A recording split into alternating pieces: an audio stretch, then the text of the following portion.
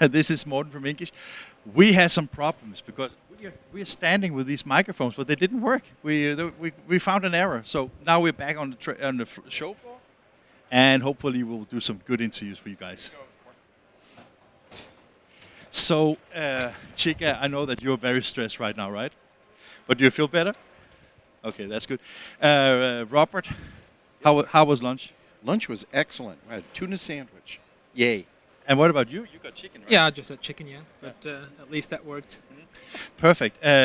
Basically, what we're trying to do now, gentlemen, is a little bit longer interviews because we had these technical hiccups. So, who should we talk to? We should talk to the next people that we come up upon. And I've already got a couple of people I want to revisit now, look at some of it, but I think Durst is a good choice. Let's go and visit Durst, right? Okay, and then afterwards we also have the people at Caldera. So, but they're on the software side, but that's for later on. Fantastic.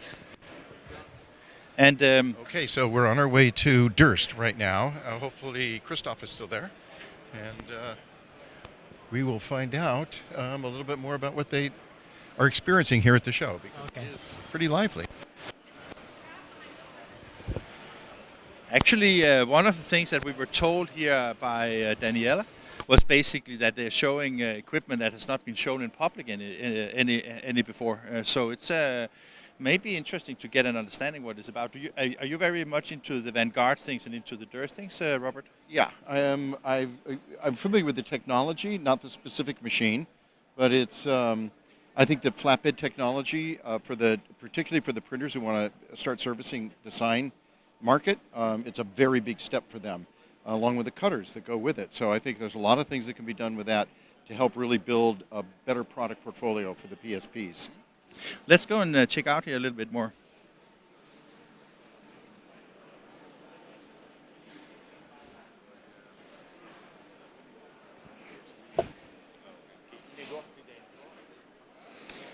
See, you still see quite a few people. It's not as intense as it was this morning here. We are at the Durst booth here at FESPA, and we have, I think it's a pretty new textile printer that they're showing here.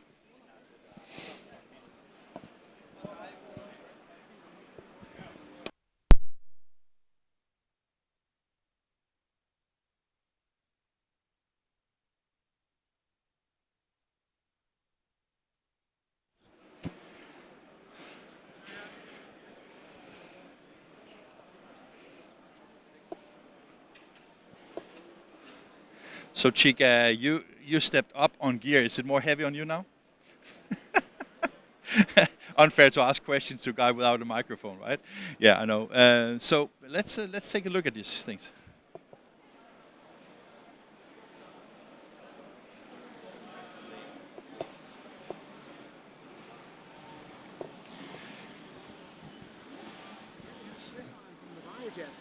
Ah, hi, Stefan. Nice to meet you. So, do you have time for a short interview? Or? So, what do you do with you work with the VariJet, right? That's right. Yeah, I'm part of the team. Yeah. And that is a very exciting product, isn't it? Absolutely. We are amazed to launch it this week, actually, in Radebeul. And maybe you know, but my colleagues were in Radebeul last week and saw it. Yeah. They have seen it. Great. So, an impressive machine, right? Henrik and Robert, come here for a second. Stefan is. Hey, Henrik, come along. Stefan is asking that the VariJet is quite impressive. You saw it last week. What is your opinion about it, Henrik? Well, we saw this place where it's going to be displayed. Okay, they should not be here, right? It's so secret that we couldn't even see it for real, other than pictures. But we've seen the spot in Radebeul where it's supposed to be. I see. Are you working out of Radebeul or? No, I'm with Durst. I'm working in the headquarters and responsible for the ink business.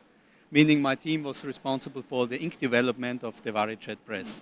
And when you look at like developing a press like the VariJet, is that it takes some time, of course. But what are the biggest challenges? I mean, if you want to go to market, when I was visiting you in Brixen, I spoke to Christoph about it, and one of the things he said that you wanted to be the nozzle redundancy, the quality, the coverage, everything like that. But is that something that is really, really difficult to do? Well, of course, here we talk about utmost quality and utmost speed. So more than 5,000 sheets is really a statement with the quality expectations of offset. So here we definitely devoted a lot of work to quality optimization of the prints, ink optimization, primer optimization, to get quality out of offset print at an incredible speed, and we are really proud of having achieved that. I think that also the VariJet is using the Samba printheads, right? That's right. That's right. It's Samba platform. Yeah. So when you use something like oh, it's coming closer and closer. This is a very intrusive machine, right? I was just thinking that when you use the printed sampads, it really shows the VariJet because you're using on a lot of different equipment from Durst.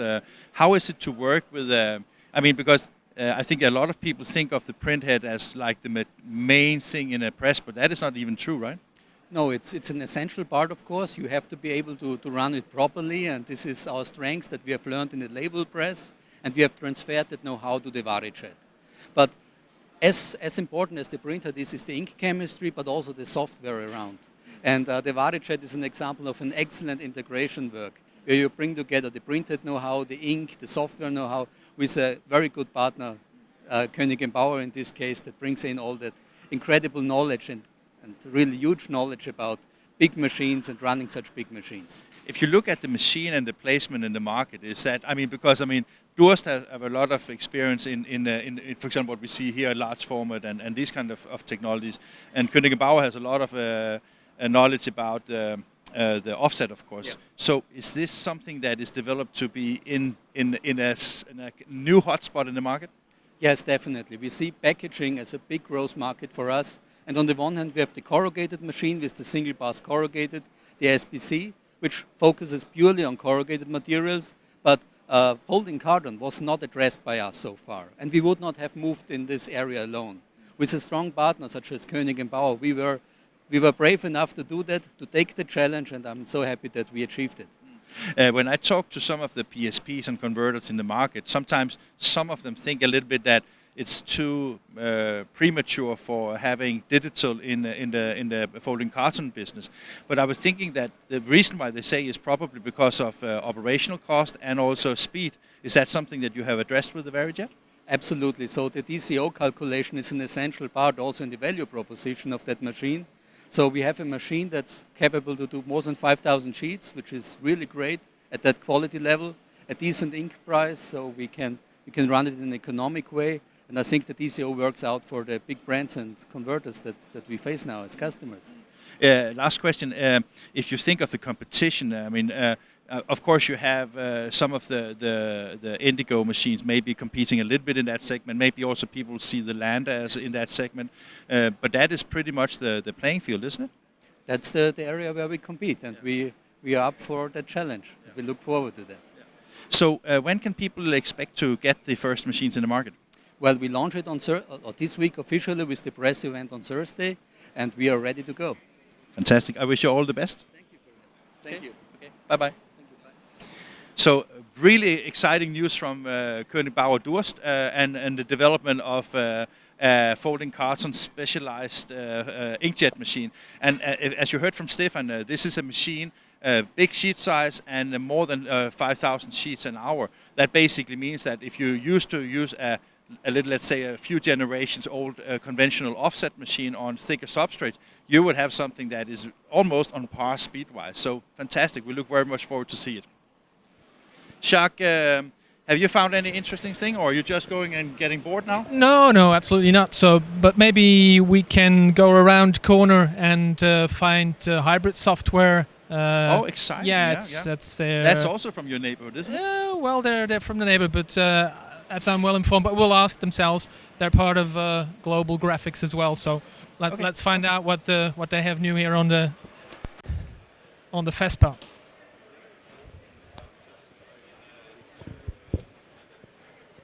Right.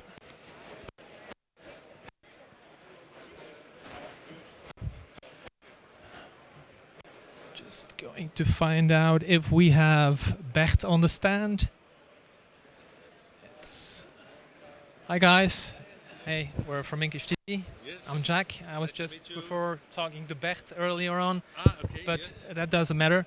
We were just we're filming here at FESPA, and well, we were a bit wondering what hybrid software and Global Graphics and you guys from Meteor have for us. That's a good question. I think we have someone else for the interview. Okay, Maybe cool. I will. Yeah, no problem. I was looking for Bert. Yeah. Apparently, it's not the right person to listen to. Well, as you see, it's the Hybrid Software Group company. It's a group of companies, and everyone probably knows about Global Graphics, and they also have like Meteor in the same group. So they're looking for the people, but maybe we should. Yeah. Okay. Okay. Perfect. So we'll just see if we have Robert or Morten around, and we'll be back just in a couple of minutes. So yeah, as you can see, it's different hallways.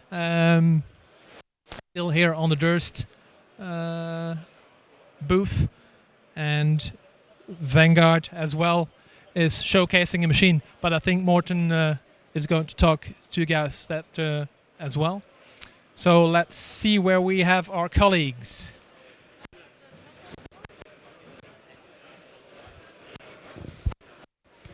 Yeah, if we're here, why not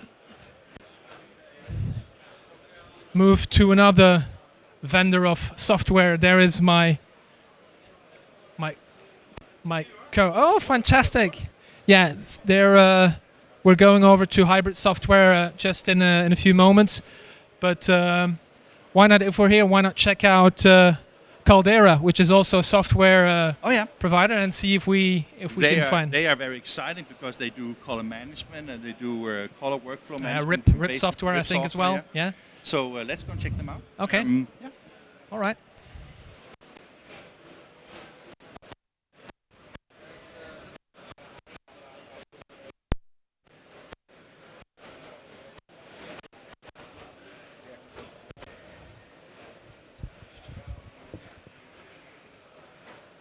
Right, so we're here at the, as you can see, the Caldera booth, and the guy we're talking to here, the guy to speak to, is Sebastian. Hi, Sebastian, how are you doing? Oh, doing well, thank you. Thank you for granting us a bit of your time. So, so far the FESPA exhibition, how's it going for you? It's a very good show. We're very pleased with the people coming. I mean, the show has been very busy since this morning. We're seeing people from all over Europe. So we're just happy to be at this event and meeting all our friends. Fantastic. Excellent. So Caldera, well, we know, of course, about the software. You're a software developer as well, RIP. But can you just take us a little bit through what you brought here to the audience and what are you showcasing in particular? Okay, sure. So we're showcasing version 15. Caldera has been in the business now, or we're celebrating our 30th anniversary this year. So version 15, I'm not going to go into all the new features. You can come to the booth and see that. But what we're really seeing is that the printers are moving toward more automation, more workflow. So the RIP is now the heart or the core of the production, driving both the printers and the cutting devices. And then we're adding new layers of maybe apps or modules that help with pre-press, help with automation, help with workflow, help with metadata, help with business intelligence or analytics. So those are little tools that we're adding because our customers are requesting them, and we're showcasing them at FESPA. So for those who wouldn't know Caldera, are you more specifically targeting like large format, or do you span the whole printing industry with your software? So now it's all about applications. So the technology that we saw a few years ago or many years ago was digital inkjet printing. Most applications were visual communication, printing posters, printing decoration. And this has moved now because consumer trends have changed. Everything's into mass customization. So we're using the RIP, or people are using the RIP to print on jerseys, on anything that's decoration, home decor. The applications really exploded. So we're not just printing advertising, so to say, or communication. It's just everywhere. We see print as a component of things that we make and customize and differentiate, because in should mind not to that we're not be caught up in the role. So exciting industry and exciting developments, because it's going all over the place. So, and like you guys with the software and the integration that you do, would you call yourselves also like a systems integrator? Do you like custom build stuff for customers, or how should we see that? Absolutely. If you simplify the RIP, what does the RIP do? It drives different devices, cutters or printers. It helps with productivity, it helps with inks, it helps with color management, which is probably the most important feature. But then you have to build everything around it, manage the pre-press, help automate, because there's just so many jobs going through the printers. That's what the customers are looking for. So yeah, it's just expanding. And then, like, if you have the different elements within the workflow, is it all Caldera branded, or do you work also together with other well-known brands maybe that have other solutions to connect the dots? Yeah, so it depends what you're trying to connect, because today one of the buzzwords is web to print, taking everything going from the web, which is an interface, a software interface online. You're ordering stuff, customizing, bringing it to production. That's very difficult. So a lot of the technologies is in Caldera.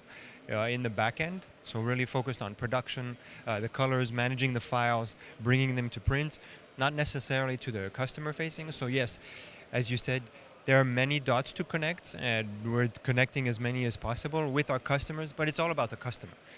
Every customer prints differently, has different applications, different machines, so it's very difficult just to get one out-of-the-box product. I think that's something that the industry has matured into. So it starts with sitting with a customer, understanding what are his needs, what are his problems, instead of trying to sell him a product. Right. So it's not only machines, it's not only fabric that we can see here, it's as well the software that is needed to be able to produce large format, amongst other things. So, and one of the key players that can do that for you apparently is Caldera. So thank you very much, Sebastien. Thank you very much. And Have a great show. Yeah. Nice to see you again. Thank you. I just have one question before we leave, because basically now we're going to talk to Hybrid. Is Hybrid a colleague or a competitor? On many stances, it's a colleague. Isn't that nice? See, we get back to trade shows where we are seeing colleagues back in the industry again, right? Thank you very much. And you can tell straight away, Morten is always the guy who asks the difficult questions, right? With a smile. With a smile. With a smile. He's Danish. Yeah. Okay, thank you again. Yeah, thank you again. Bye-bye, have a good show. So, Jacques, we're going to Hybrid now, but Yeah. I was actually thinking that, you steal the scene basically, because you have all the friends from the Netherlands and the Benelux area here, right? And For once he's jealous, for once. I'm always jealous of you because you have a better look and you have a better language and you do. That's just fantastic. I was just thinking, why don't we let Robert interview the Hybrid guys? Absolutely, Because, that's I a good think idea. it'd be interesting Fantastic. to get a second approach on things. What do you think of that? Yeah, absolutely. How was it with Caldera? Yeah, I think, I didn't know Sebastien You didn't know well. him? Yeah, well, I knew him from, everyone is linked nowadays, isn't it? Of aren't they? course. But personally, as you say, it was a bit difficult the last couple of months and years to get better acquainted. So Yeah. that's why trade show is great. Yeah, fantastic. Yeah. Where is Hybrid? Let's see. Yeah, it's over there. So He's it's just here. So, he's just. he needs to drink and chew off first, right? That's very unfair to film it, right? Why do you want us to do? Robert, take all the microphone, and I think this is the gentleman you're going to talk to. Very good. Then I'm going to go ahead and talk to this gentleman. How are you? I'm good. We don't know how to do it. Or fist bump, either way. So, so we're here at FESPA, and we're actually kind of surprised at how active it is. That we've talked to a lot of people, and they're very pleased about it. What's your experience so far here today? Absolutely, we're very pleased as well. So this is our first time here in Europe as the combined group of companies. So it's Zytron, Hybrid Software Group, Meteor Inkjet, and Global Graphic Software, all here together at the show. And I think it's a great location. There's customers here. We have our wristbands on so people know we're safe. And feels like old times, doesn't it? A little bit. So I'm curious if you could describe why this group of companies gets together and what's the synergy of them? We are the same company. So this is a group of companies with common ownership. So we're part of Global Graphics PLC. We have some exciting news, actually. Tomorrow our shareholders will meet and will vote to change the name of the group to Hybrid Software Group. So this is the group that owns all four companies, Meteor, Global Graphics, Zytron, and Hybrid Software. Will all become the Hybrid Software Group after our shareholder meeting tomorrow. Well, that is exciting, and thanks for the scoop. So what is the typical benefit for a PSP to come in? Do they have a lot of different choices, or is it one comprehensive suite of solutions for somebody?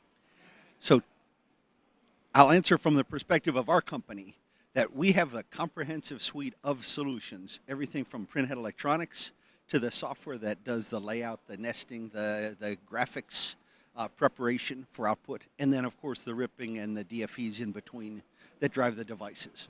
So we're here to see two types of customers. One are the end user PSPs. The other are the OEMs that are on the floor. Many of those are our customers as well.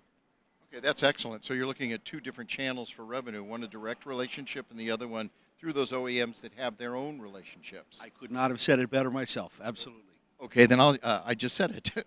So in terms of what you're looking at, what is your relationship in this particular case with online printing, where it's upload and print and things like that? Do you have an API that connects with those different systems that are out there, the web-to-print world? First off, it's necessary in web to print. It's also very difficult. So one of our group companies, Hybrid Software, has been very active in that space, supporting end user customers who build their own web to print portals. So yes, we have an API to take the graphics in through a production workflow, but I think the other important piece of that integration is the integration between the web to print portal and the MIS system itself. So getting the job data, the due date, and the number of copies and things like that put into the MIS for automated manufacturing. Yeah, and that's a real challenge. Can you name some of the web-to-print companies that you either prefer to work with or that you have worked with, or what's your relationship with any of them for the e-commerce front end? So honestly, the ones that we work the most closely with are the MIS companies like CERM and LabelTrax that have an integrated web-to-print portal. The eTrax portal for LabelTrax would be an example. But we've worked with Alliance Systems. We've worked with companies that build their own using shopping cart software and things like that too. I really think that's a differentiator for the end user PSP, and it's our job to support it with the underlying technology, proofing and automated workflows to make sure that they're printing what their customers really order. But the development of that web-to-print site is something that's better done by the PSP themselves. So the new name of your company is going to be Hybrid, but actually it's Global Graphics in regard to the kind of market that you're serving. So you're really going global with all of this. First of all, I'm going to say you're from North America with your accent. You seem to be as well. And I am. So I'm just curious, what do you envision as your market moving forward? Absolutely. So yes, I'm from North America. Our headquarters is in Cambridge, UK. And we do serve a global market through both OEMs and end users.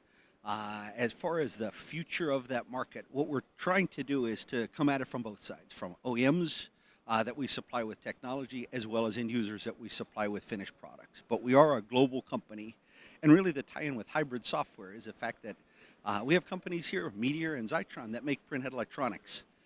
So to me, that's a hybrid software solution. It's the software and the printhead electronics together comes into Hybrid Software, which is the name of our group.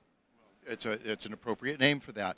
One last question on the support, because we know that post-installation, there's always issues that people come up with because either things change or they've lost personnel and they need some help. How do you address that with the client base that you have? Again, I'll answer two different ways. So in an OEM world, the end user support's done by the OEMs, but the advantage of having Hybrid Software on board, and we acquired them just in January of this year, is they've got a support team of about 40 people worldwide. So in local markets, speaking local languages that understand the markets and the customers that they serve. So we have people that can come on site in any print location around the world.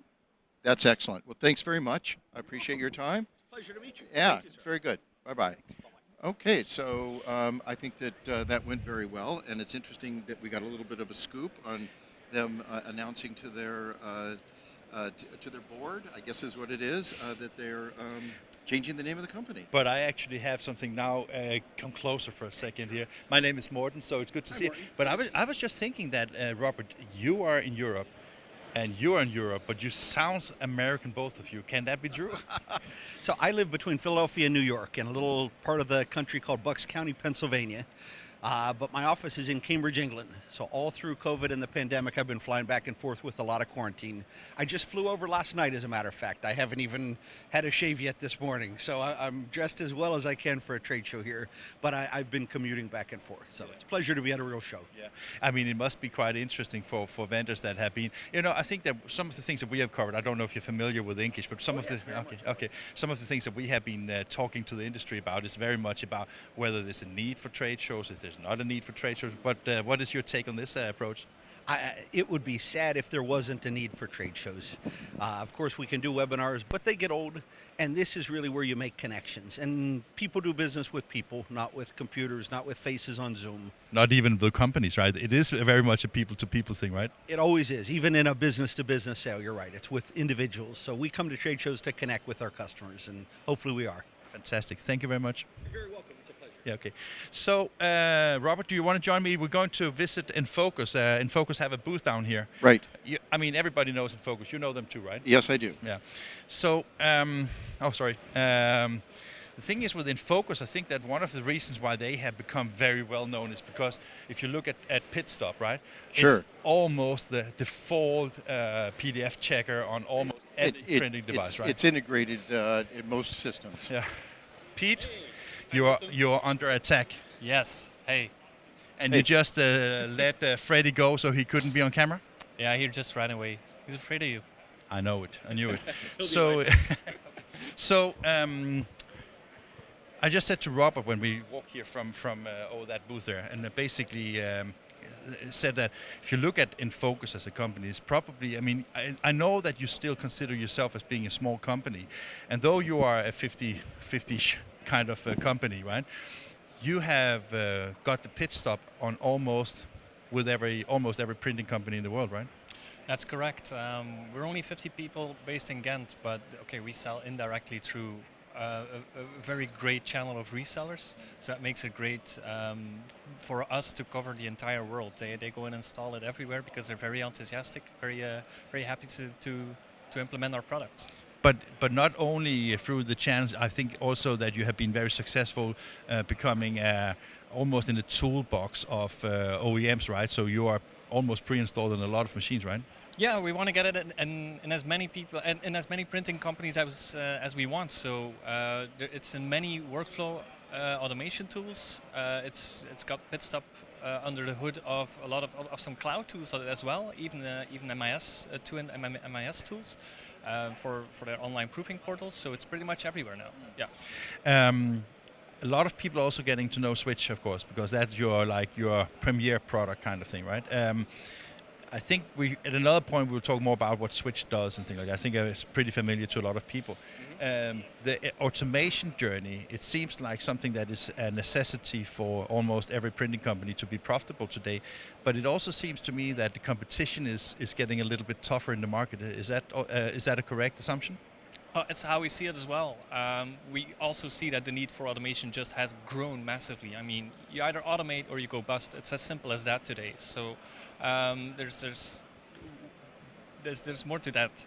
That's true. Yeah. So Robert, you worked also with printing companies. I mean, you're of course familiar with InFocus products. Yes, particularly Pit Stop. But recently there was some issues with Adobe. And what they did with the newest version of the PDF. And you actually announced it yourself, so you knew that was something to address fast, right? And so that is correct. If you could just go into that just a little bit.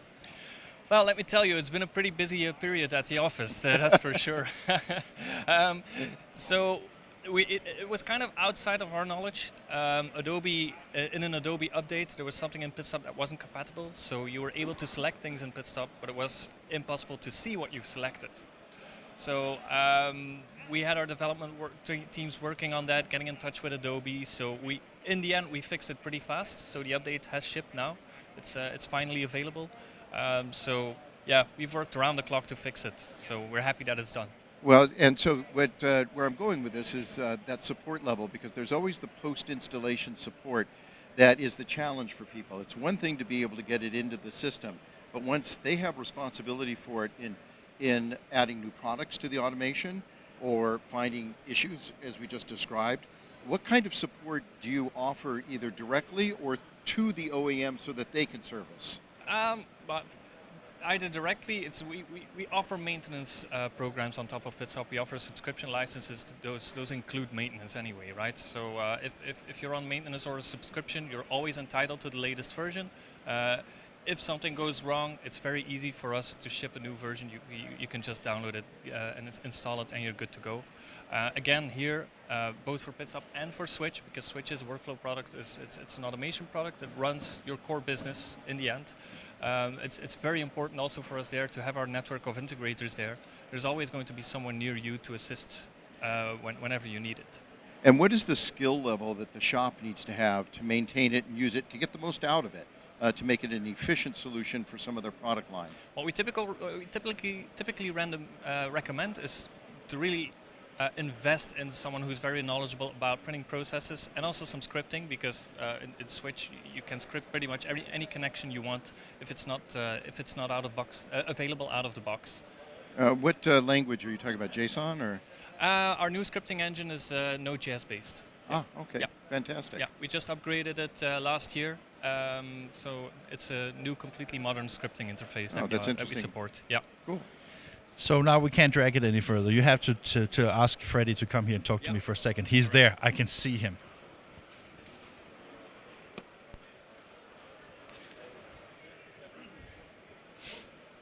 Oh, Mr. Peter. So we can get entrance to your domicile right now, right? Oh yes, you can. Yeah.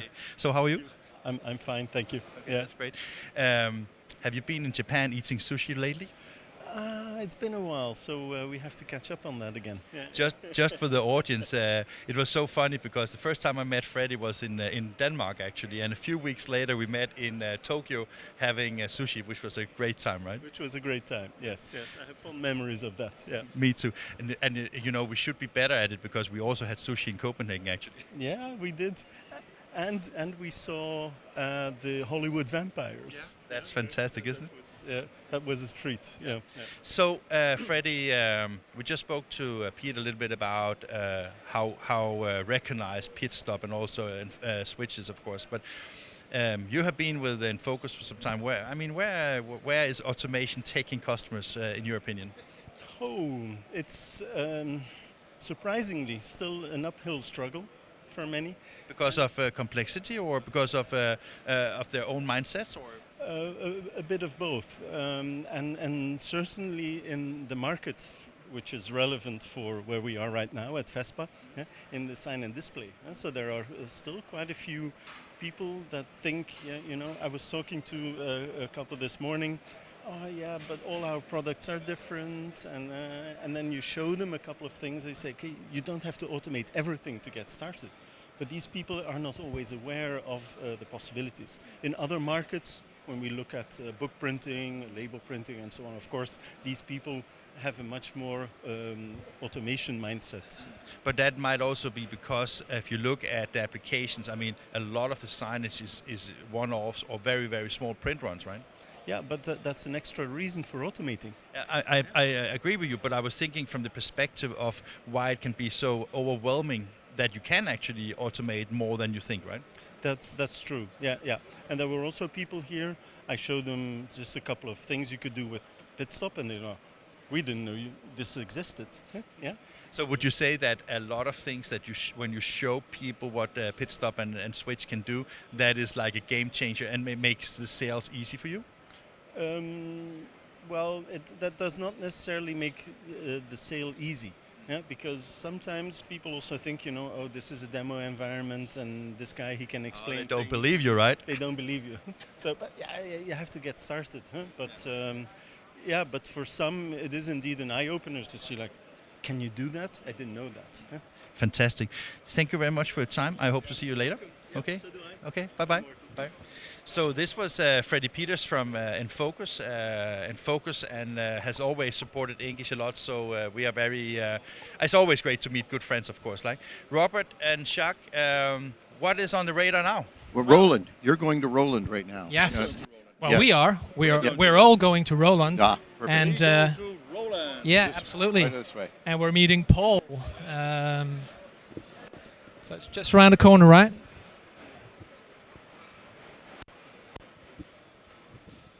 So I know in a former life, you were into music. Something to do with that other Roland as well. I think it's from the same group, isn't it? Like same company basically. It used to be. Now it's Roland DG. Roland also make video equipment, and Roland also make the graphics. And I think it's, in my opinion, it's still considered being like the Rolls Royces of whatever they do basically, right? So really excited about it. Well, we're here, and let's find Mr. Paul Willems.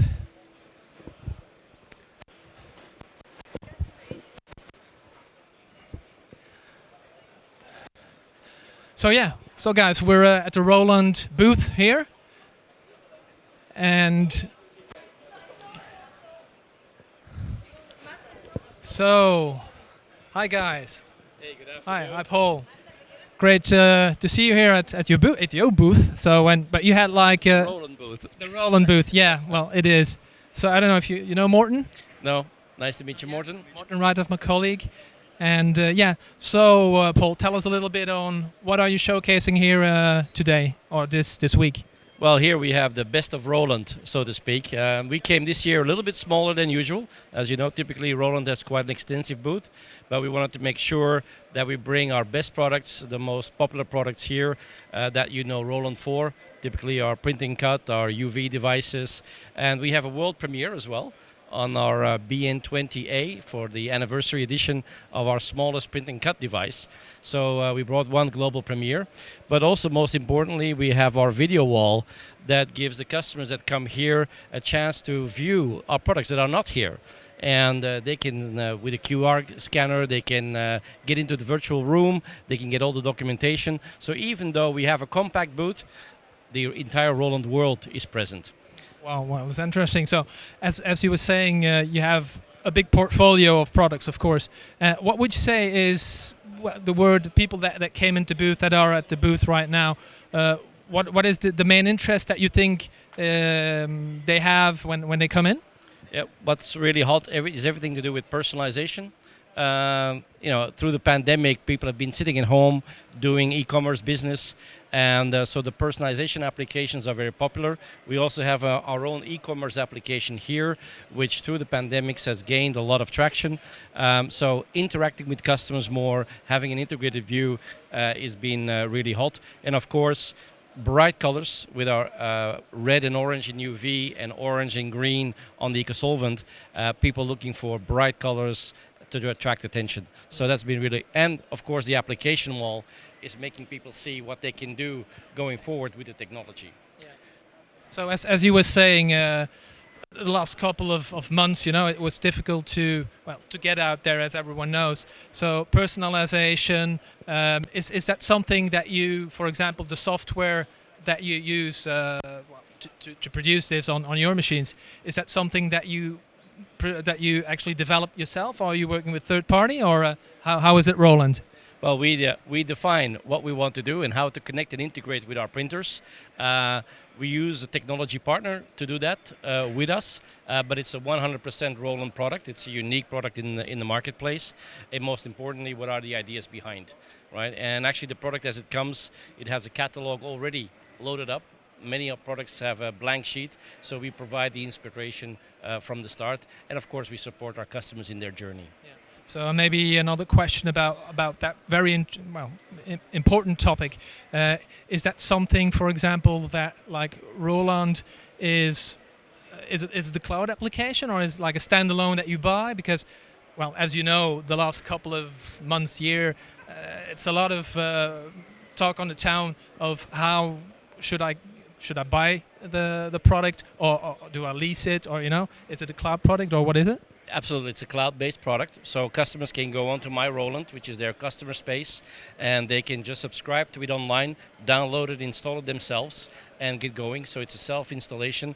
They can personalize the look and feel, and it turns into a catalog, into a website, and allows to do the personalization of their catalog.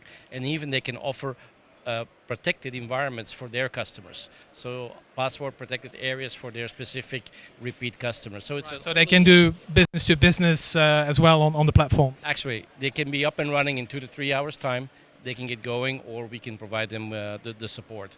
So that's been really popular, and it helps our customers to develop their business. And it's more than just placing a printer. And we have a team behind it to support our customers with that. I believe so. So, yeah, maybe one last question.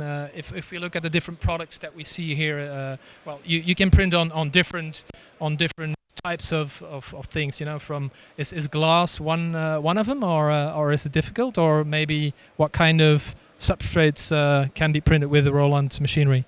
I would say you name it, and we can print it. Okay, so it's all of the above then. It's all of the above, but obviously there's lots of things like metal, wood, glass, round objects, flat objects. All of those are possible, and they're all supported by the software tools that we provide as well. So it's really as far as you can imagine that we can go. Yeah, so it's actually a one-stop provider of solutions, right? Absolutely, and it is not just for one-offs, but actually for doing production. We are very much used to that as well. We even print with certain of our products that are not here on soccer balls and things of that nature. Yeah. Maybe the last question then. We hear a lot of people talking about, you know, we want to really get more performance in the print shop, right? In large format and stuff. You have the MIS systems. We have seen several here, like Dataline and others. Is there also like a direct connection possible with the Roland workflows to integrate them in MIS products of third parties? Less of our customers are requiring these offers from us because we have typically more the smaller type, but also with the bigger ones, we can of course integrate with them through an Industry 4.4 connection, through third-party RIPs that integrate with the workflow. So that, technically speaking, is not an issue. It's not something that we offer, but through our channel partners, we can, of course. Great. Well, thank you so much, Paul, for your time. Yeah. And most importantly, all of our Roland people are here to support our customers and our dealers who come to visit, and I hope we'll see many more of them coming in the next couple of days. Fantastic. Well, we are around for the rest of the week as well, so I'm sure we will come by again and have another look, maybe with some of your colleagues. Come and see us and enjoy our video wall. Okay, thank you so much. Bye-bye. So yeah, from the Roland booth, I'm coming back to Morten. So what, Andrew, you just, yeah, I'm sorry, I just... Yeah, no problem. Andrew, right? Okay. Hi, Andrew. Hi, Jack. Jacques from INKISH Benelux. So, Andrew, first time at a trade show in a very long time. I know. How is it? Like first day of school. Can I see your lunch pack then? No, you have already eaten that. You know, I was worried the suit wouldn't fit. So, no, seriously, not only is it the first trade show, but it's also for British people have been a very long time where you couldn't really go abroad. So this is like a double jeopardy for you, right? Well, kind of, but I live in Belgium. Oh, you do? I do. I thought you lived in the UK. I've been living in Belgium for 10 years, but I did go back to the UK last weekend. Okay, so you're just fooling everybody with your posh accent. That is what you're saying, right? Posh accent. But it's great, isn't it? It's good to get back. And there's a lot of Brits here. I hear a lot of Brits here. So... And having travelled, I know what the restrictions are and the regulations. So it's much easier now to move around, you know. And if we, you're obviously within InFocus, and we just spoke to your colleagues about the automation journey that everybody has been on for years. Will it ever stop?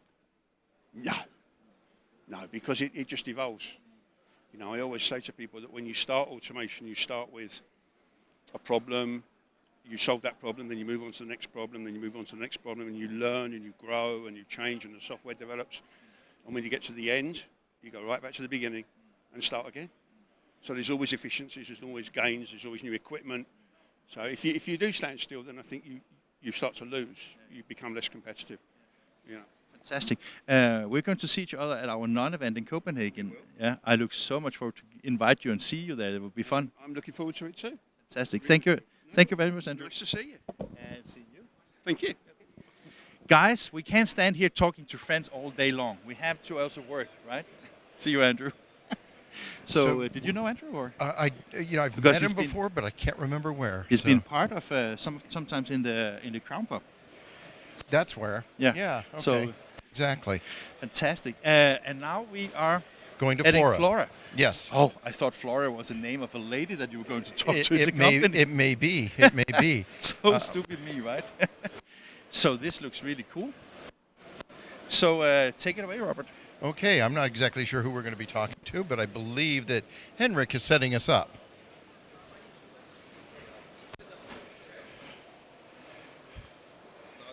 Hi, I'm Robert. Jonathan.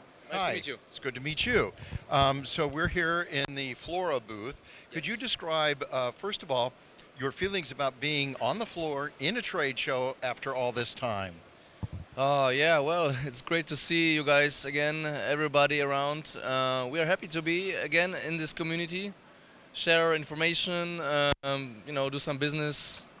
It's been some time, right? So yeah, we're relieved. Yeah, we're excited because there appears to be a lot of business going on and things like this.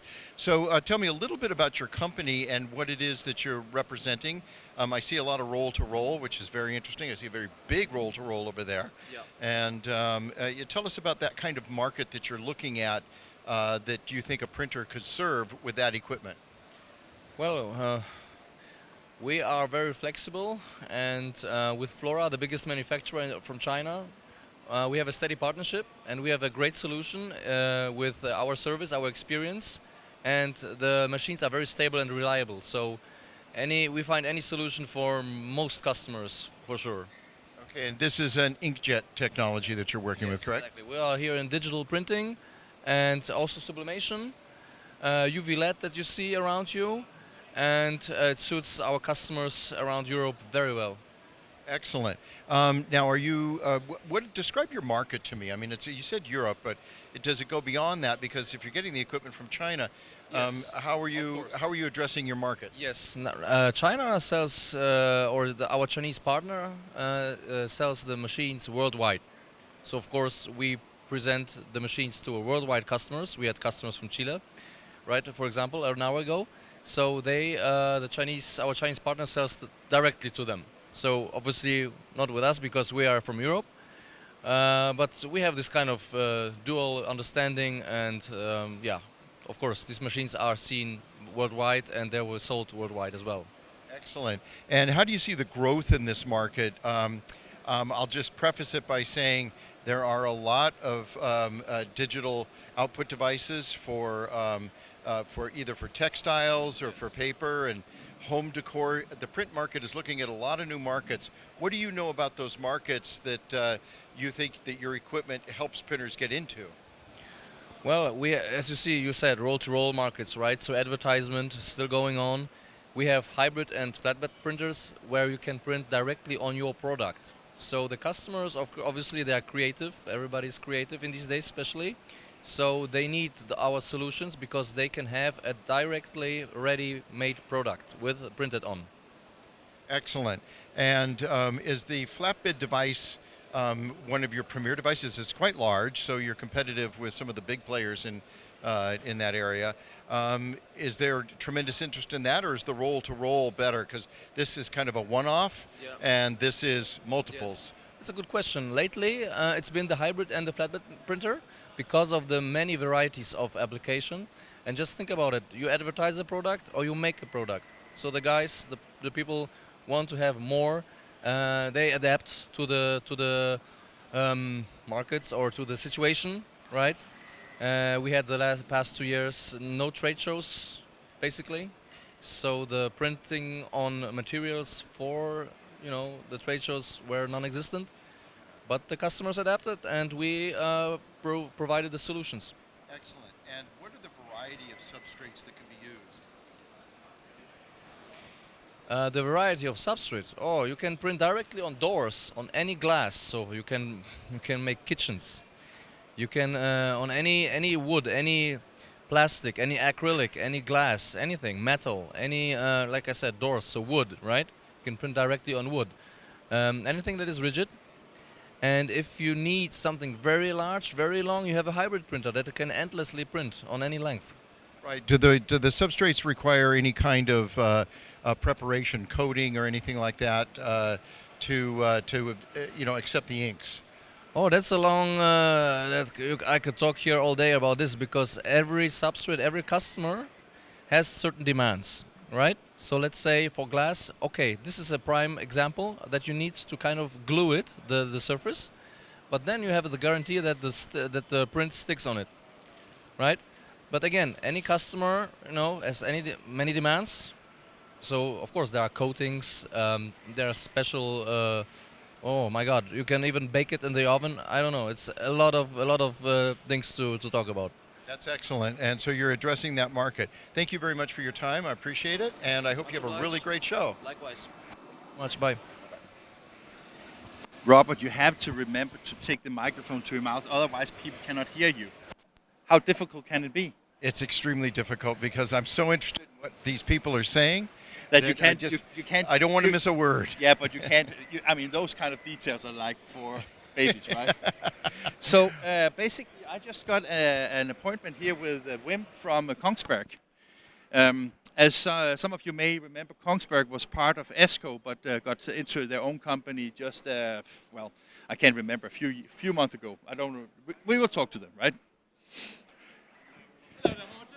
Hello. How are you doing? Good to see you. Yeah, How are you? good to see you. Yeah. Very good. Yes. Thank you very much. Who are you?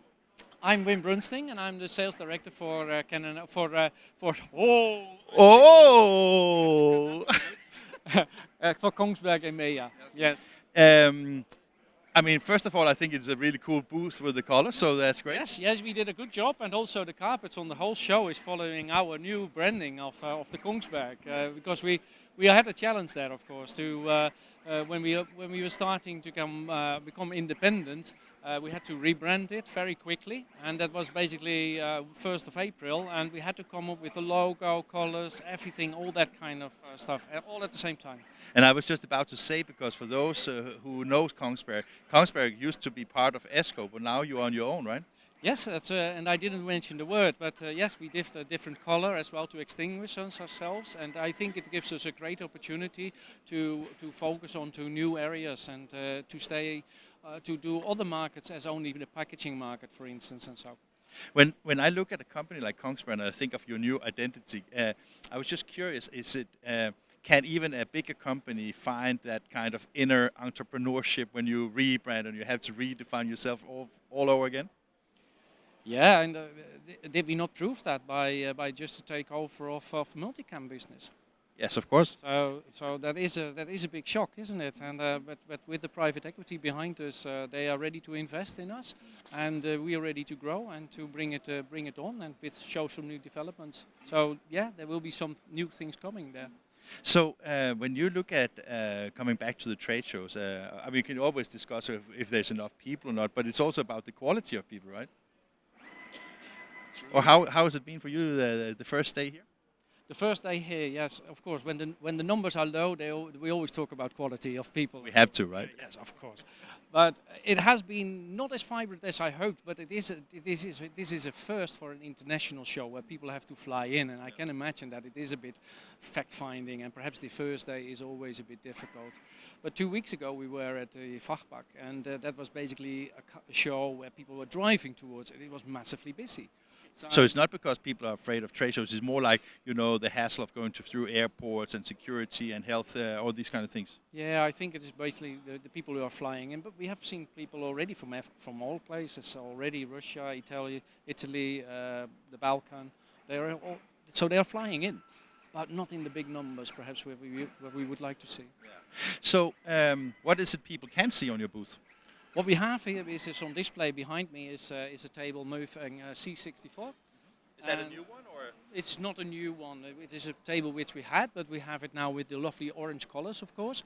And we have developed some new tools on it. And so this one is a flexible system where we can exchange the tools, the whole tools, and then be very multifunctional with the type of material you're going to use. And we show that here on the show as well.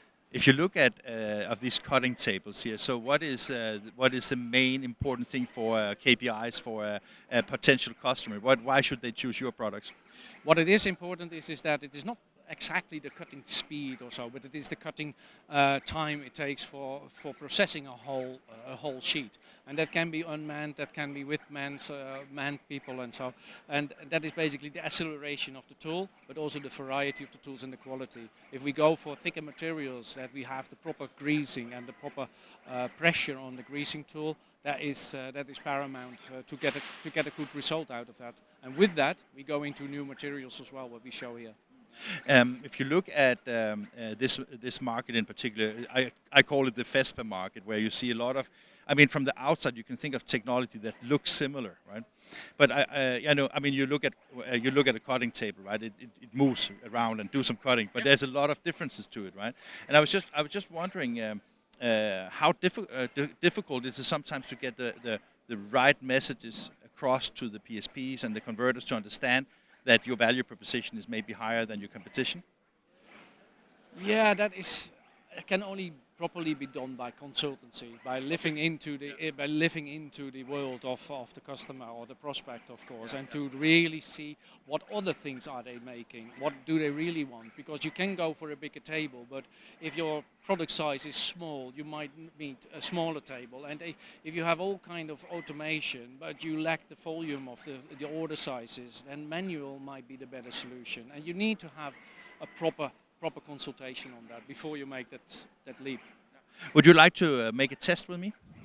Okay, I was thinking that you take the microphone now, and Chica follows you, and then you explain, not looking at the camera, but you say that, okay, here we have, and then you explain what actually goes on here. All right. Would that be fun to try that? That could be a bit. It could be a good one to try, but I am a little bit, as we started a little bit with the technology, I might not be too well for it. Okay. But I can ask Eric perhaps Yeah. if he can explain it, or David who can help me with that. I was just thinking it could be fun to see the machine, right? Yeah, I think so. But he's just clearing up the site. Okay. See? So I can ask David. David, what can you set up now next? Next, we can do another cutting case, or we can do vinyl, or it's easy. Just What do you think is more fun? I think the corrugated can be easy. So I was thinking that if you David set up the job here, and then basically you take the microphone, Chica will follow you, and then you explain, say that, oh, I'm recalling the program, and whatever tooling you have to do, or whatever, and then explain what's going on, and we try to film it. Okay. If it doesn't turn out good, we will not show it, I promise you. See, Chica, this is because I was just thinking that sometimes we also need to see the technology in action. We talk to so many people, right? We need to see what is actually going on here, right? And then you need the best people to do that. We would would know what the machine exactly does, and not a sales guy who is just new in this company. So we are here with Kongsberg, the company that shows off technology the best possible way, if we can find the people that actually knows about it. That's what you're saying, right? That's what I mean, yes. Fantastic. Right. So you have to take it a little Yes, yes. To produce, for example, now we want to produce this corrugated board that we don't need to know what is the file, the cutting file. We don't need anything. Just we have the QR barcode. Just open the file, say open via barcode. Just push start. Machine, try to find where is my barcode. I can help a little bit. Okay. When detect exactly, he detect the barcode, we say yes, and automatically the file is on the screen. When we have the file and we see that the material and tools are correct, just push OK, and the machine just requests for a corner, our corner, that we see the corner of our material, detect the corner. We say yes, is this corner? Sorry. Yes. And detect what is the position of our material. Now is checking the registration, referring to the corner, and now is requesting on the screen to flip the material. Just we flip the material. We drop the material more or less on place, say OK. And now he's trying to find the corner, the same corner. Say, okay. That's it. The job is perfectly registered. And now he's applying all the tools until the job is finished. In this case, we have a crease, we have a perforation, a partial cut, and cut. Everything is done in one go. I'm impressed, David. So I would say that it takes about 3 minutes to sell a machine like this, right? No, it's easy. But the most important is understand what do you need and what is the process to produce as soon as possible. When you look at the process that you just showed, is that something that the competitors are also doing, or is it unique to Kongsberg? In some, of course, some points are unique for from our company. Some other also is competitors also have it, but we have special tools. Like for example, now it's cutting with a Corrospeed tool that is unique because it's giving you a very good quality for corrugated and a very high speed. Fantastic. Thank you very much. I mean, I'm impressed. I just asked Wim and David to give a presentation, and David, he's a very good demonstrator and showed very precisely what the Kongsberg cutting board does. I mean, I was impressed, Wim. I can imagine that because David brings in a lot of years of experience in this work. But you don't have any hair anymore. Yes. Okay. But Wim, you only have one problem. You know what that is? I told David that it only takes like 3 minutes to sell a machine. How long time do you spend on it? Now in my 2 months, I didn't sell anything there. Oh so my goodness! Your question, isn't it? But we're looking forward to that. Okay. Thank you very much for your time. Thank you as well very much. We'll hand your mic back to you. Oh, thank you very much. Kongsberg. Thank you very much. It was Kongsberg. Yes. So, I mean, Chica, wasn't that pretty amazing? Yeah. Well, let's move on. I'm not sure what is next. What is next, and you'll notice the microphone is right next to my mouth at this point. What is next is the Hanwei, which is a Chinese company, and I know almost nothing about them, so I'm going to ask a lot of questions. Where are they? They're all the way over here, so we have to follow walk. me. Yeah, okay. You have to walk. Yeah. Did you see what I just did with the Kongsberg? I just asked them to present how they use their products. I think that's necessary for some of this to show that what they're talking about is relevant. In fact, one of the questions I want to ask these guys is how they know what kind of features and capabilities the equipment needs to have to service the market. So what is their research in what they do? My take is basically there's a couple of things that put into that equation. One of the things I would imagine is that demands from market, of course, some research from customers, existing customers. I also know that some of the vendors, they have customer boards where they have them gathered to come with input. Sure. But I also think that it's driven by what is possible to do technologically, right? Yeah, well, that's a risk, and I don't know if they're taking the risks. Yeah. They're intelligent risks, but they're risks to say that maybe the market's not there, but let's help them develop that market. That might be true, but one thing I can't help think about is that you know how much, if you look at a new car, you may not always need 5 wheels, but if it has 5 wheels and the others only have 4 wheels, right? You might sometimes consider. It is possible. Okay, I see my victim coming All up right here. But I will leave it to you. Okay. Enjoy. Great. But I'd like to stand over here with the equipment behind you.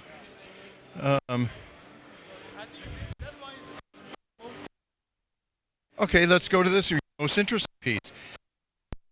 All about it. Excellent. Okay, so why don't you just go ahead and explain? Who you are, who the company is, what you're doing. Yeah, actually, my name is Rock.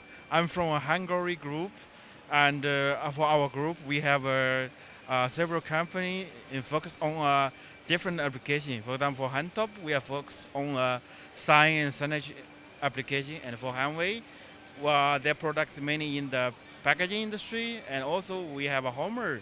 Their products is mainly in the textile industry, textile printing industry. Yeah, and also we have a Syntop for garment printing. Yeah, this is our main business, and of course we have a Hang Global for labeling and booking printing. Yeah, and for this FESPA, only Handtop and Hanwei we bring our product at here. Yeah, yeah. Okay, so that's well, that's impressive. You're quite a large company, have a lot of expertise. So one of the questions I wanted to ask is, How do you know the demand for the this is such a large piece of equipment. How do you know that there's a demand for it and what capabilities it needs to have? What is your relationship to the actual market for people who are asking for things that this can do? You know, we are in the business for many years. We have a lot of the experience for this industry. Of course, we have a close communication with our end user, and also we get a lot of knowledge from the public information. Yeah. So that is basically we get the money from our clients. Yeah. Okay. Go ahead. Yeah, this is basically, and also most important. Also, we learn something from our friend company. We learn a lot. Yeah. Okay, so you work with the print companies very closely. Now, challenge for a printer who's bought this piece of equipment is once they have it in their shop and they start to try to use it, is making sure that it's running well, that they understand all the things it can do. How is the support given to them? How do they ask for the support? What kind of support is available for them to help them be the most productive they can be on this? Yeah, actually, you know, we have a partner in almost every country. For example, in Europe, in France, in Germany, in Italy, we have our distributor in there. Mostly, they will provide a service to the end user. Yeah, for the regular service issue, but for some of the very critical or critical or hard issue, we can send the engineer from our headquarters to assist for this. But generally, for the daily maintenance, it was supported by our local distributors. Yeah. Okay, fantastic. So you have a sales network that's already set up that's selling them, and you support them fully. That's really great. So tell me a little bit about your experience here at FESPA, because it's been a while since Europe has had an active trade show. So are you excited about your chance to talk about your equipment? Yeah, of course. You know, how do they adult? The FESPA is a very important show for us. So this is why we can appear at here based on such kind of a tough situation, right? It's a very important platform for us. Actually, this is we have participated for FESPA for many years.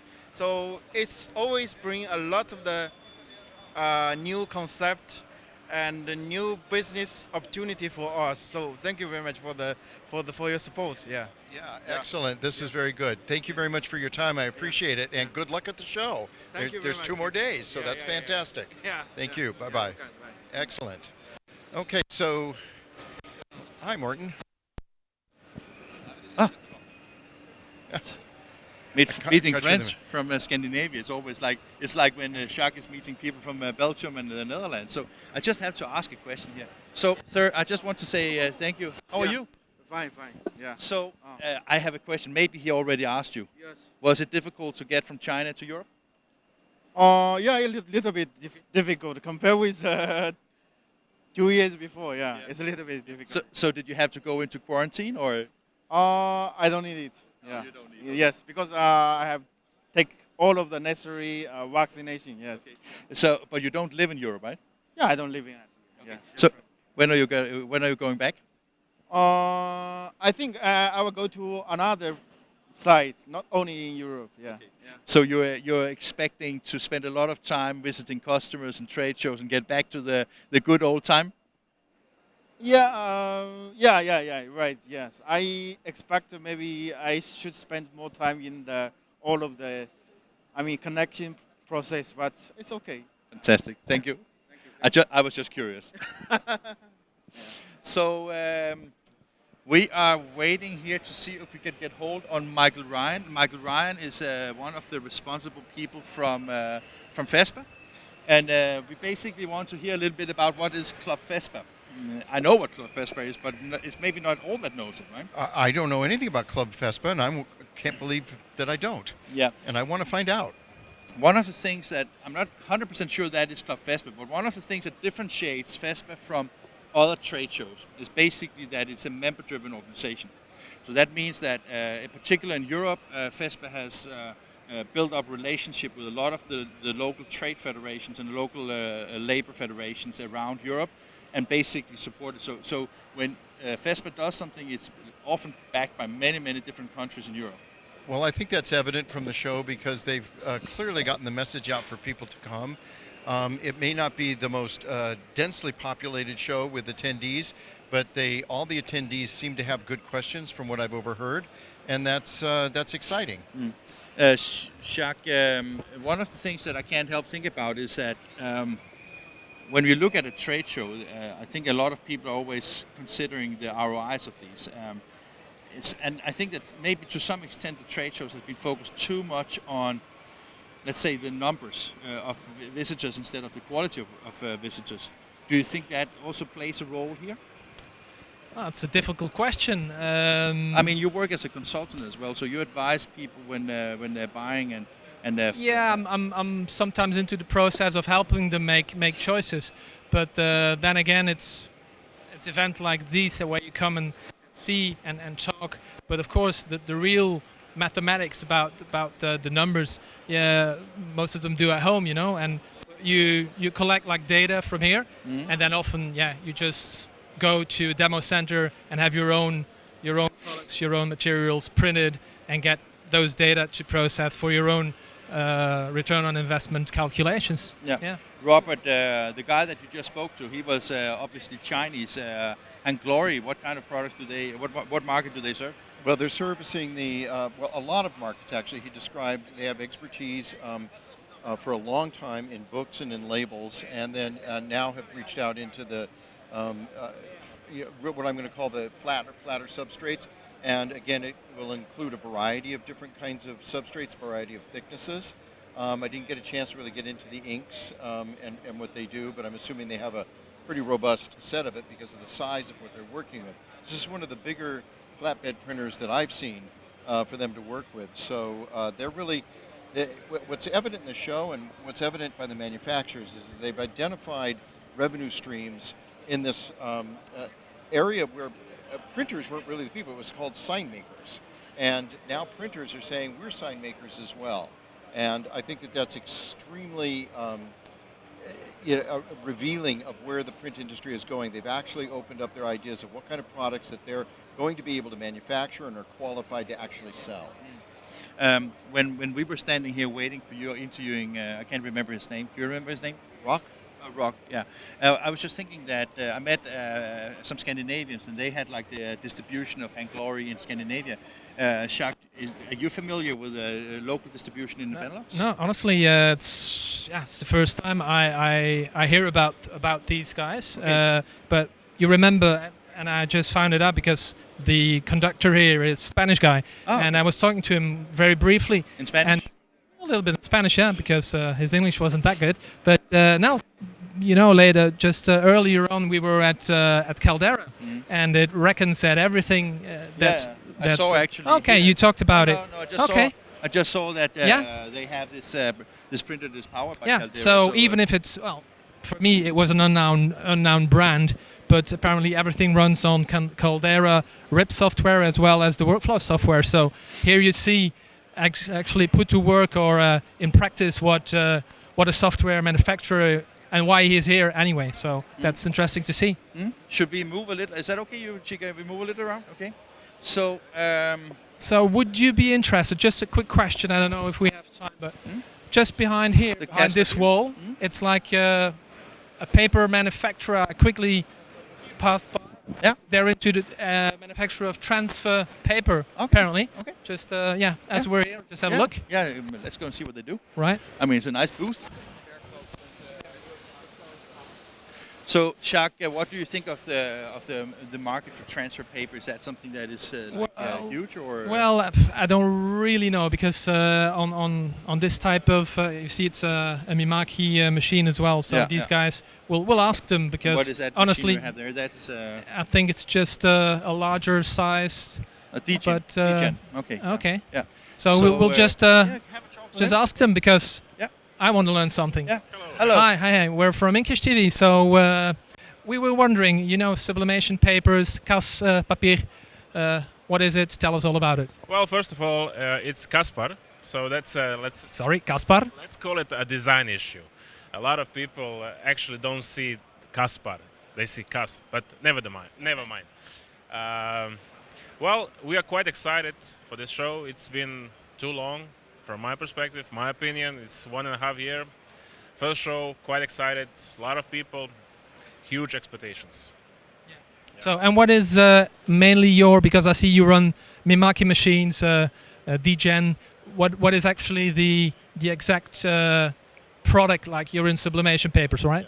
Yeah, well, we are producers of sublimation papers, and why we have machinery is due to the fact that a lot of people are asking what do we do and what sublimation paper for. So to put into perspective and to show people what papers are actually designed for, we put Mimaki, DGen, and on that corner we have a heat jet press. So the whole process of sublimation technology can be visible in one place. To show that it runs on the different machines, yeah.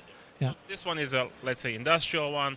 This one will be an entry-level one, price-wise and, you know, printing speed and so on. Yeah. So transfer papers, you know, it's probably to go on apparel, textiles and stuff. So, and the difference is mainly in width of what the width is that you can print, or and resolutions. What is the specificity of your paper quality? So we have a couple of grades, starting from 45 GSM up to 105. In between would be 65 and 85. The main difference between them is for what they are designed for, their purpose. So let's say 45, that would be for the fashion industry, fast printing, you know, industrial machinery, and 85 or 105 would be for sports, which require heavy ink load and so on. With the heavier papers, you can reduce calculling. With the thin papers, you can achieve high printing speeds. This is the main difference for papers which we produce and sell. Of course, each and every width is available in all kinds of widths, starting from, you know, narrow ones up to 3.2 meters. So, and I guess if you have, or if you're in the business of producing, like when you're in textile or other areas that you mentioned, I think it's like the runnability, which is one of the most important things on a machine, right? Yeah. And so a good quality paper comes in with that solution. Yeah. Well, the very important thing is, as you mentioned, runnability. So, so the printing house can actually, you know, literally saying, press print and leave the printer, and come back in 1 hour, half an hour, just to check if everything is okay. This is the, you know, main reason why paper itself has to be on a quality high level, comparing it to, I don't want to say trash about competition. It doesn't matter. Say it anyway. Yeah, no, don't want to say it. But actually, we try to establish ourselves on the higher level of quality, consistency, and so on. While some, you know, paper manufacturers are not consistent in quality, and there is a lot of issues with runnability and, you know, head strikes and all of that. So. No, it's interesting to hear. Maybe one last question, because, you know, we hear it everywhere, especially on different here as well, and in the aisles. You know, it ends with why. So sustainability, runnability. What about sustainability? Is that also no? Yeah, of course, of course. So it can be in production as perspective. Well, me not being like an expert in this type of paper. We try to follow trends in this green area, and of course there are some regulations by the European Union that we have to reduce emissions and so on. So of course we are following those rules, and year after year a lot of investments are made into that, in that area. Okay, well, that's good to hear that that green is on the agenda as well. Well, thanks so much, and have a good show. Thank you. Bye bye. Right, Morten. Ciao. So I learned a little bit and more. I'm curious about it. Of course, I can see the film, but you can just bring me a little bit up to speed. Well, so is it an interesting market? I think so, because it's, as you know, it's a transfer market that is needed to transfer designs onto textiles softwares, and so forth. Yeah. So depending, he said to us, depending on the speed, depending on the width and runnability of the machines, they have different grammages of paper, and that serve different purposes. So, and they say they are in the top end of the market. So yeah, fantastic. it's nice to know. Oh, look at that sofa! Isn't that just nice? Sometimes I just wish I had a VIP seat like that, right? Or what about you? Well, it's big enough for two, no? Yeah. I think it's actually one of the funny things is that now when you go to trade shows like this, a lot of things are about the technology and the machines, but we tend to forget a little bit talking about all the applications that you see, because there's so many amazing applications produced with print, right? Yeah. You And got the T-shirts made. That was actually transfer, right? Wasn't it? This is actually transfer, Yeah. absolutely. Yeah. And we did it like in a very short time. Yeah, That's usually very the short English time. style, Yeah, right? absolutely. So and it was actually watch done. Out, they after you. Okay. There's a police car. there. Oh, look at that. No. Oh no. Well, that's another another type of product that is being showcased here. I don't know, so wrapping materials and stuff, which is also. But see how funny this is, Jacques. It is an electrical vehicle, and then, that accelerates really fast, right? But just imagine that you're chasing the bad guys and it runs out of energy. Of juice, yeah. It would not be that good, right? Well, or they have to go into a tank station if to they get wrapped like it like 20 this, minutes before they can continue the chase. Well, if it's right? wrapped like this, it will be obvious that they ran out, so they will come to help. I hope so too. Yeah. So or a fall, yeah. Yeah. And I think also the wrapping here and there's wrapping there, and there's a guy filming somebody else here. Oh. Yeah, well. Oh. Well, we are now getting into the last part of FESPA that we haven't seen yet, right? Right. Oh, by the way, you have an appointment tomorrow morning with print.com. Oh, okay, good. Yeah, Henrik just set up. Fantastic, good. You actually spoke to one guy from print.com. Yeah, I spoke to one of the business development manager on an episode on INKISH TV, and it will be interesting to hear from them. Development. And how they operate in large format as well. Can you imagine how much they spent buying that domain? I think a lot, but I read a bit about it. It's he's a clever guy, so okay. Yeah. So but he will spend. He will have spent a lot. He got his margin, right? Yeah, maybe. So we'll find out more tomorrow. Yeah, great. And we have Robert here. Robert, so how are things here? Things are good. There's a lot of. Wow. Oh, you're so like a president. So there's a lot of T-shirt printing, silk screen, direct-to-garment, DTG as they call it. Obviously, different types of textile for interior decoration, which is, as I've identified for a long time and now finally have seen, is a huge market that's growing like crazy. So I think that's that's very interesting. I think you talked about it earlier. Is that you refer to apparel, or what is that the right pronunciation? Apparel. Sorry. Yeah, only for the U.S. market, but Florida alone probably sells more T-shirts than all of Europe put together, just because of the nature of the state itself. And every message you can imagine is printed on it, so there's a huge market for it, really everywhere. I'm just making fun of Florida, which is totally appropriate. And I think that that what you see over here is a lot of traditional technology, silkscreen. They have automated silkscreen, and obviously heat transfer are very old technologies, but they are ones that have been added to with a little bit of automation to it to drive the cost down on that, especially silkscreen. One thing I can't help think about is that when you say silkscreen, I mean, are we talking analog processes here? Or? Well, it sure looks like it to me. Okay. I'm assuming they create the screens themselves digitally. Okay. Should we go and check something out? Why not? Yeah. Okay, let's move. Yeah, so as far as I know, with the traditional silk screen processes, it's... hey, look at those print there. I mean, that's just wow. awesome, right? Yeah, like it's decorational... Wow, it's cool. Yeah, so like, as I said, the traditional silk screen machines, it's like with the proper screens, where you scrape the ink, of course. But depending on the new technologies, we'll find out. They will look just here in front of us. They have kind of a digital application to put the images onto the screen. So, and as you said before. Oh yeah, that's one. Yeah. Yeah. As you said before, this is for more mass production rather than the personalizations or small quantities. So the digitalization here goes basically from the computer to basically make the screen itself before you mount it in a flexo machine or in a screen printer. Yeah, I think so. Yeah. They So. have the companion machines over here with different stations for each color that goes on there. Let's go and check because it out. obviously with silk screen, where is it? You're not limited to just CMYK. You could go 8-9 colors if you wanted to, and some complex graphics really call for that.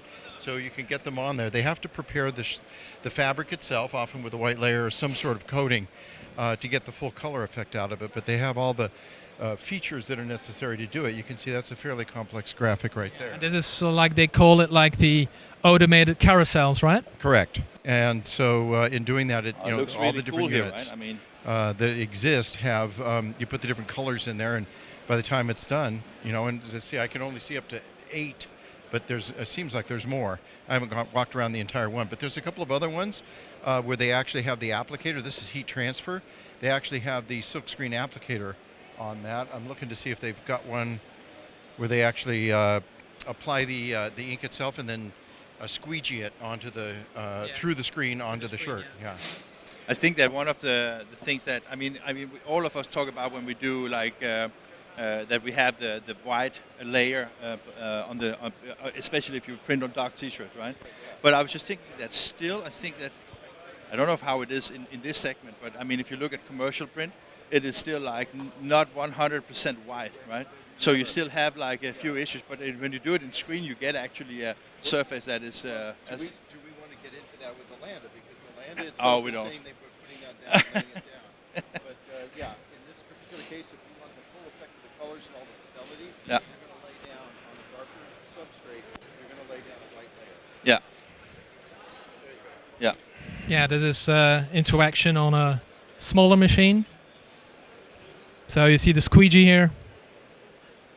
Yep, and they would be putting the ink on it and stuff.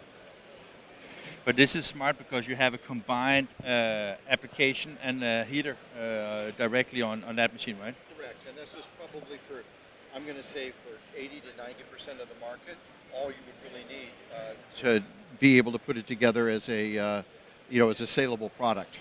And you notice they have shopping bags essentially on that. The people. What do you have? Shopping bags. Those are little bags. So it's not just T-shirts; it's bags or any other fabric and other materials, of course, that are appropriate for it. So it's. So you would say this is like typically for anything that has a size that fits the heating surface, basically, right? Correct. And you would have to know your substrates and all of it. And there's a heavier duty machine over here for larger ones, but this is really a very old technology, and it still has its merits in terms of quality. And that's something for a lot of people, it's really hard to understand that about the print industry, that there are certain crafts, if you will, that have their own unique characteristic that people still want to pay for. T-shirts is one of them. But we may laugh at T-shirts, but we're wearing them. But there's, in Florida, they probably sell more T-shirts than the rest of Europe, right? No, just because of the nature of it. I think you just recently heard that from an unnamed source. Yeah. So but if we turn around, and we obviously see like heat sealing machines. So this is, as we said, the other side of the spectrum where the technology is used to transfer the image onto through a heat transfer. Yeah, absolutely. Right. So I must say that I'm not so much into this segment of the industry. No, I think it's quite fascinating because it's like. Jan and I, we visited Kornit, which for some strange reason is not exhibiting here. Yeah. But we visited them in Israel, and when we saw what you could do in digital and how fast you had the turnaround time, and especially the environmental impact of having digital versus traditional dye, especially if it's a bigger runs. It's just something that I don't understand is not like more widely, but you see it everywhere here, of course, right? Absolutely, and as you say, to a lot of us, me included, in the industry, we take like printed garments and fashion for granted, right? Yeah. And we don't know what is behind it to get like those vibrant colors onto textile, among others, and how the brands perform. Yeah. So well, I think maybe we should take a little break here. Okay. Just so Chica can rest his suffering arms, and maybe we could have a coffee or a Coke or something. Sounds like a good idea. Sounds good to me. All right. See you later. Ciao.